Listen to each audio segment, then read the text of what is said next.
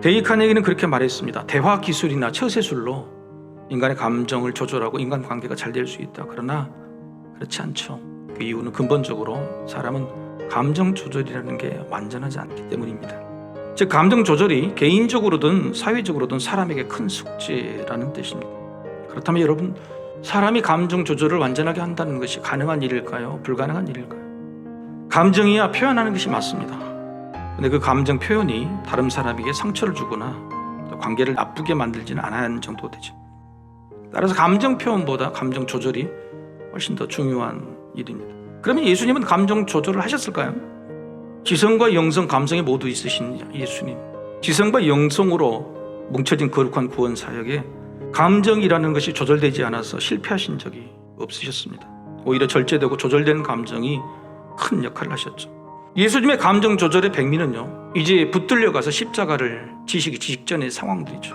예수님의 감정 조절뿐만 아니라 하나님의 감정 조절은 더 위대하게 보입니다. 그 아들이 죽는 모습을 다윗 왕처럼 대면해야 했습니다. 근데 하나님은 참아내셨다. 이게 무슨 의미냐?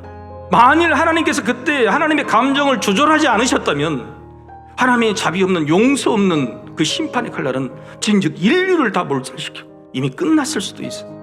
예수님과 하나님의 사랑은 감정 조절로 열매를 맺고 목표를 이루신 것입니다. 이런 감정 조절이 가능한 이유가 뭐였을까요? 예수님도 하나님도 감정을 분별하셨습니다.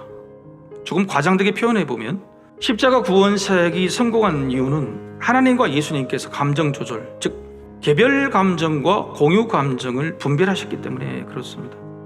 개별 감정이라는 것은 사적인 개별적인 감정이죠. 나의 이해관계에 따라서 내가 스스로 하는 개별 감정이. 근데 공유 감정은 똑같은 상황에 있어서도 남들의 마음과 공유하는 겁니다. 여러분, 이제 다시 본문으로 들어가 볼까요? 왕이 그 아들을 위해, 압살롬의 죽음을 위해 슬퍼한다는 슬픔이라는 개별 감정이 온 백성들에게 전염이 됐어요. 그래서 공유 감정이 돼버렸어요. 슬픔이라 공유 감정이 됐어요. 근데 이게 개별 감정에서 멈췄어야 되는 거였어요. 개별 감정을 절제하지 못해, 조절하지 못해서 공유 감정으로 되어버렸으니 그 슬픔이라는 감정이 슬픔으로만 끝나지 않았어요. 슬픔이 부끄러움이 되었어요. 부끄러움이 불만이 되었어요. 그 불만이 공동체 분열과 위태로움으로 발전돼 버렸어요. 결국 다윗은요, 공유 감정과 개별 감정을 분별하지 못해서 자기 아들을 죽인, 어떻게 보면 가장 원수 압살롬을 죽인 요압 장군에게 오히려 된 소리를 듣게 되었습니다.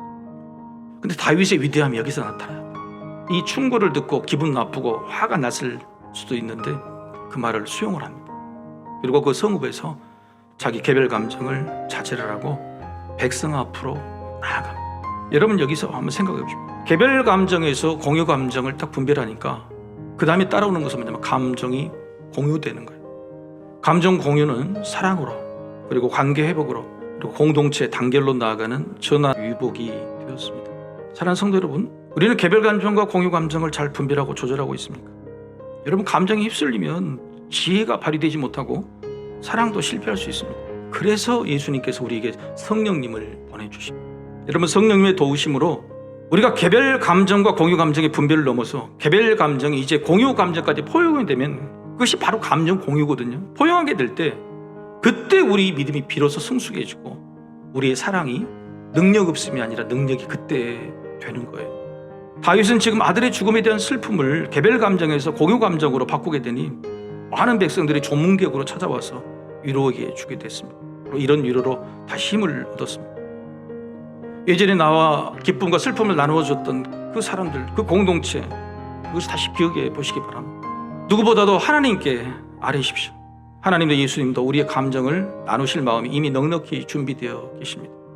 예수님과 여러분의 마음, 감정을 공유하셔서 2023년에는 새 힘을 얻는 귀한 성도의 삶이 되기를 축복합니다.